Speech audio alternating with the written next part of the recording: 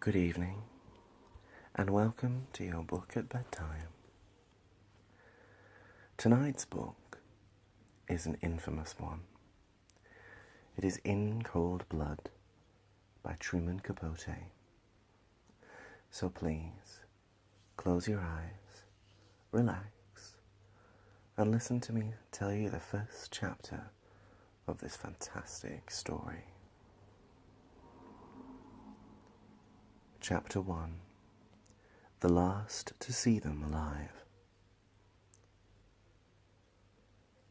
The village of Holcomb stands on the high wheat plains of western Kansas, a lonesome area that other Kansans call Out There. Some 70 miles east of the Colorado border, the countryside, with its hard blue skies and desert clear air, has an atmosphere that is rather more far west than middle west. The local accent is barbed with a prairie twang, a ranch hand nasalness, and the men, many of them, wear narrow frontier trousers, Stetsons, and high-heeled boots with pointed toes. The land is flat, and the views are awesomely extensive. Horses, herds of cattle, a white cluster of grain elevators rising as gracefully as Greek temples are visible long before a traveller reaches them. Holcomb, too, can be seen from great distances, not that there is much to see. Simply an aimless congregation of buildings, divided in the centre by the main line tracks of the Santa Fe Railroad, a haphazard hamlet bounded on the south by a brown stretch of the Arkansas, pronounced Arkansas, River, on the north by a highway, Route 50, and on the east and west by prairie lands and wheat fields. After rain, or when snowfalls thaw, the streets, unnamed, unshaded, unpaved, turn from the thickest dust into the direst mud. At one end of the town stands a stark old stucco structure, the roof of which supports an electric sign, Dance. But the dancing has ceased, and the advertisement has been dark for several years. Nearby is another building with an irrelevant sign, this one in flaking gold on a dirty window, Holcomb Bank. The bank closed in 1933, and its former counting rooms have been converted into apartments. It is one of the town's 2 apartment houses, the second being a ramshackle mansion known, because of a good part of the local school's faculty lives there, as the Teacherage. But the majority of Holcomb's homes are one-story frame affairs with front porches. Down by the depot, the postmistress, a gaunt woman who wears a rawhide jacket and denims and cowboy boots, presides over a falling-apart post office.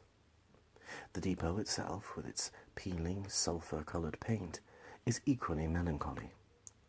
The chief, the super-chief, the El Capitan go by every day, but these celebrated expresses never pause there.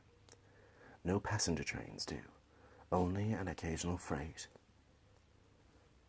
Up on the highway there are 2 filling stations, one of which doubles as a meagerly supplied grocery store, while the other does extra duty as a cafe. Hartman's Cafe, where Mrs. Hartman, the proprietress, dispenses sandwiches, coffee, soft drinks, and 3.2 beer. Holcomb, like all the rest of Kansas, is dry.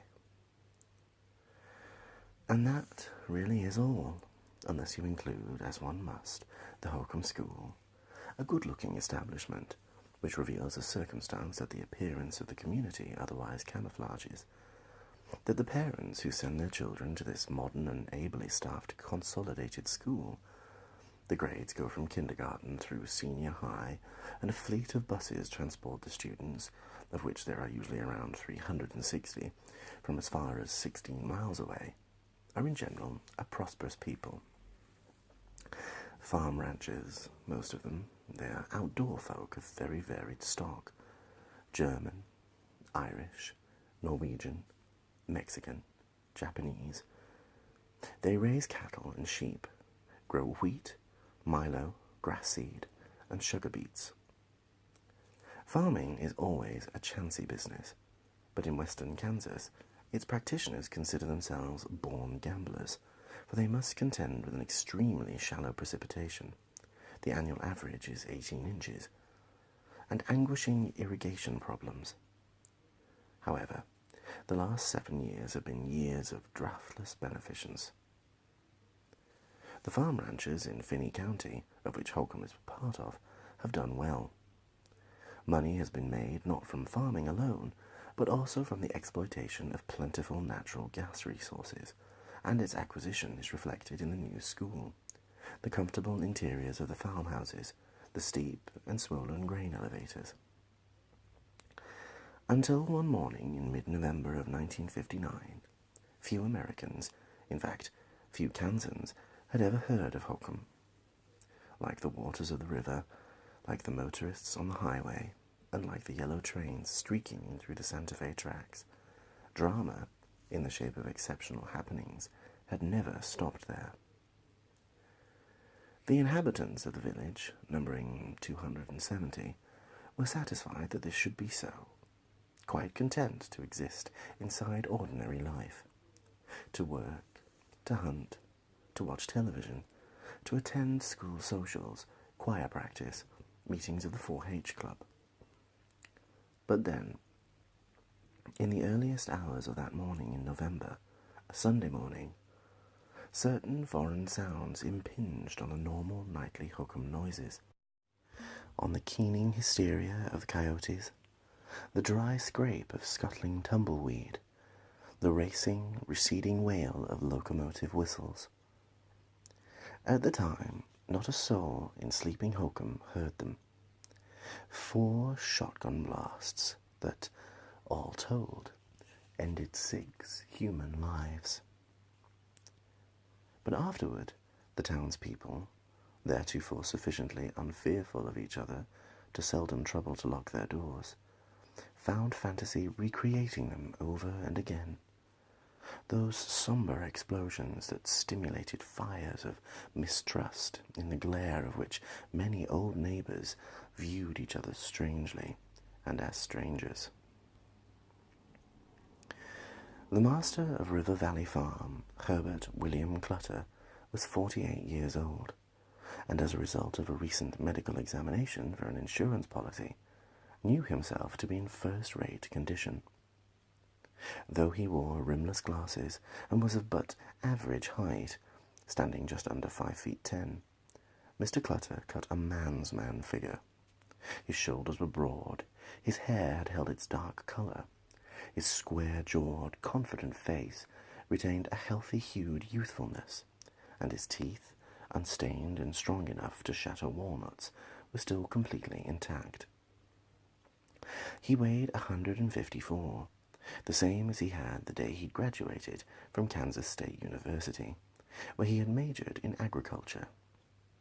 He was not as rich as the richest man in Holcomb, Mr. Taylor Jones, a neighbouring rancher. He was, however, the community's most widely known citizen, prominent both there and in Garden City, the close-by county seat where he had headed the building committee for the newly completed First Methodist Church, an $800,000 edifice. He was currently chairman of the Kansas Conference of Farm Organizations, and his name was everywhere respectfully recognized among Midwestern agriculturists, as it was in certain Washington offices, where he had been a member of the Federal Farm Credit Board during the Eisenhower administration. Always certain of what he wanted from the world, Mr. Clutter had in large measure obtained it. On his left hand, on what remained a finger once mangled by a piece of farm machinery, he wore a plain gold band, which was the symbol, a quarter-century old, of his marriage to the person he had wished to marry, the sister of a college classmate, a timid, pious, delicate girl named Bonnie Fox, who was 3 years younger than he. She had given him 4 children, a trio of daughters, and then a son. The eldest daughter, Ivana, married and the mother of a boy 10 months old, lived in northern Illinois, but visited Hockham frequently. Indeed, she and her family were expected within the fortnight, for her parents planned a sizable Thanksgiving reunion of the Clutter clan, which had had its beginnings in Germany. The first immigrant Clutter, or Clotter as the name was then spelled, arrived here in 1880. 50-odd kinfolk had been asked, several of whom would be travelling from places as far away as Palatka, Florida. Nor did Beverly, the child next in age to Ivana, any longer reside at River Valley Farm. She was in Kansas City, studying to be a nurse. Beverly was engaged to a young biology student, of whom her father very much approved. Invitations to the wedding, scheduled for Christmas week, were already printed, which left, still living at home, the boy, Kenyon, who at 15 was taller than Mr. Clutter, and one sister, a year old, the town darling, Nancy. In regard to his family, Mr. Clutter had just one serious cause for disquiet: his wife's health. She was nervous. She suffered little spells. Such were the sheltering expressions used by those close to her. Not that the truth concerning poor Bonnie's afflictions was in the least a secret. Everyone knew she had been an on-and-off psychiatric patient the last half-dozen years. Yet even upon this shadowing terrain sunlight had very lately sparkled. The past Wednesday, returning from 2 weeks of treatment at the Wellesley Medical Center in Wichita, her customary place of retirement, Mrs. Clutter had brought scarcely credible tidings to tell her husband. With joy she informed him that the source of her misery, so medical opinion had at last decreed, was not in her head, but in her spine. It was physical, a matter of misplaced vertebrae. Of course, she must undergo an operation, and afterwards, well, she would be her old self again. Was it possible? The tension, the withdrawals, the pillow-muted sobbing behind locked doors, all due to an out-of-order backbone? If so, then Mr. Clutter could, when addressing his Thanksgiving table, recite a blessing of unmarred gratitude. Ordinarily, Mr. Clutter's mornings began at 6:30. Clanging milk pails and the whispery chatter of the boys who brought them, 2 sons of a hired man named Vic Ursig, usually roused him.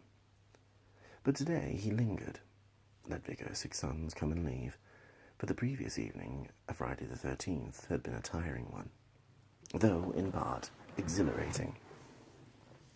Bonnie had resurrected her old self, as if serving up a preview of the normality, the regained vigour soon to be.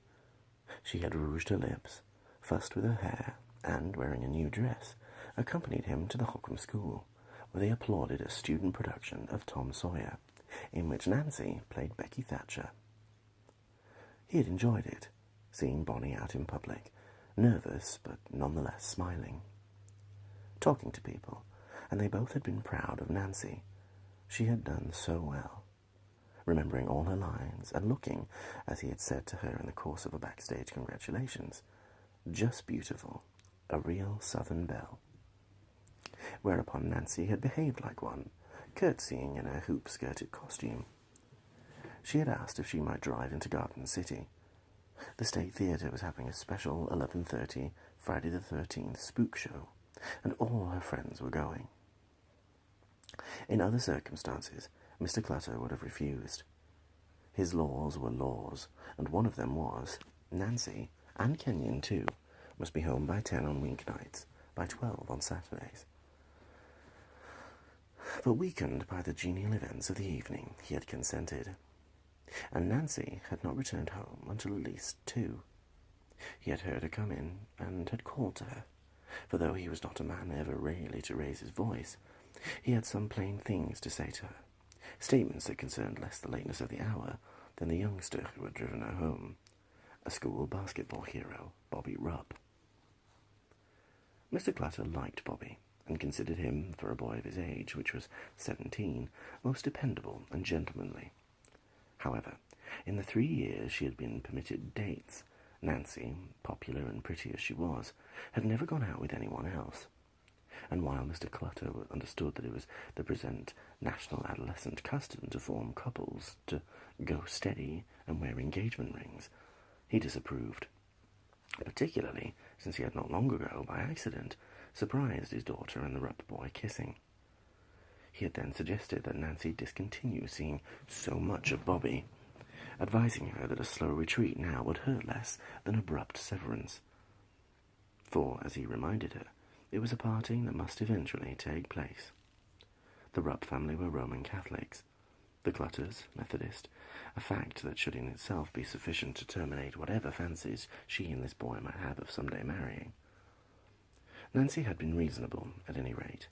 She had not argued, and now, before saying good night, Mr. Clutter secured from her a promise to begin a gradual breaking off with Bobby.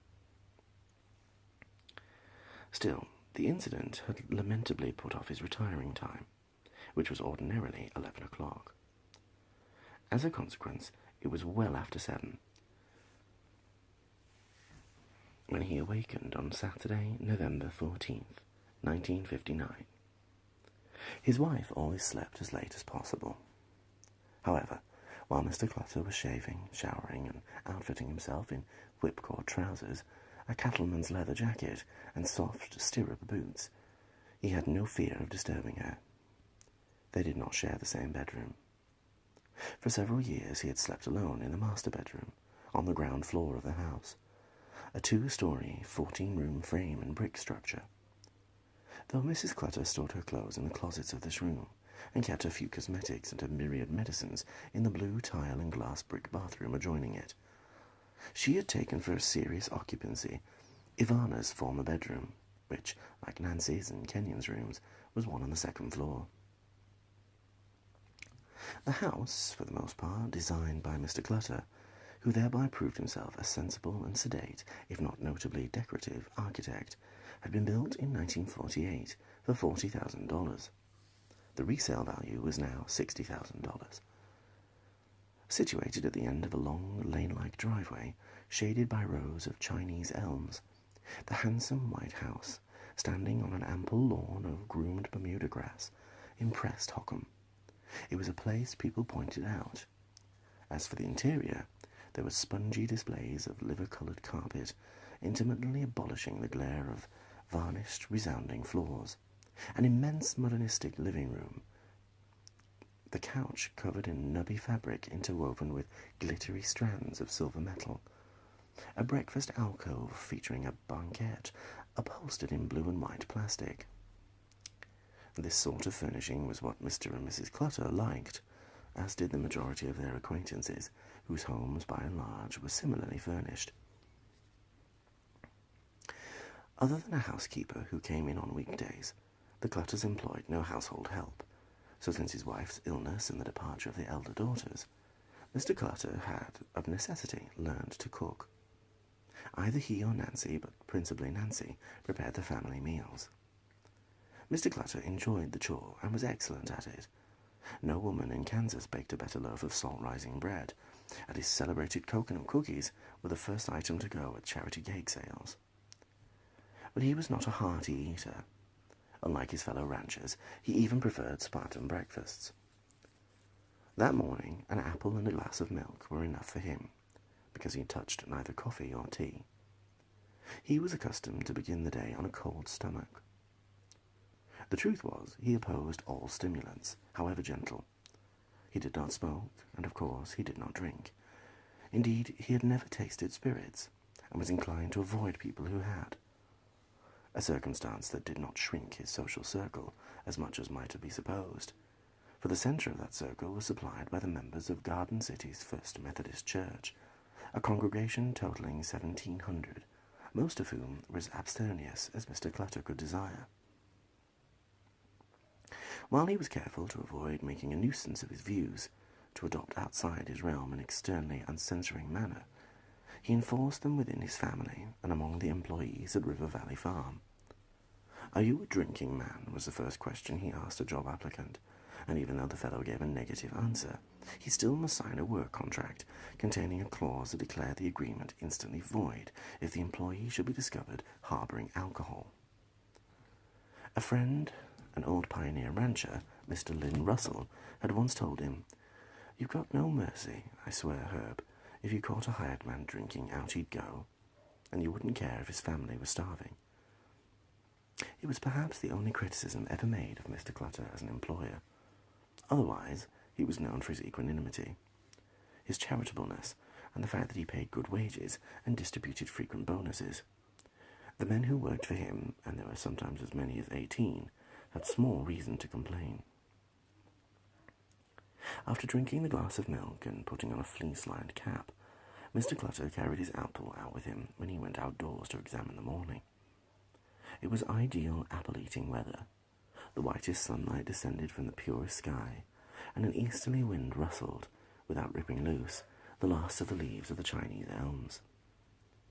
Autumn's reward western Kansas for the evils that the remaining seasons impose. Winter's rough Colorado winds and hip-high sheep-slaughtering snows, the slushes in the strange land fogs of spring, and summer when even crows seek the puny shade, and the tawny infinitude of wheat stalks bristle blaze. At last, after September, another weather arrives, an Indian summer that occasionally endures until Christmas. As Mr. Clutter contemplated this superior specimen of the season, he was joined by a part collie mongrel, and together they ambled off toward the livestock corral, which was adjacent to one of the 3 barns on the premises.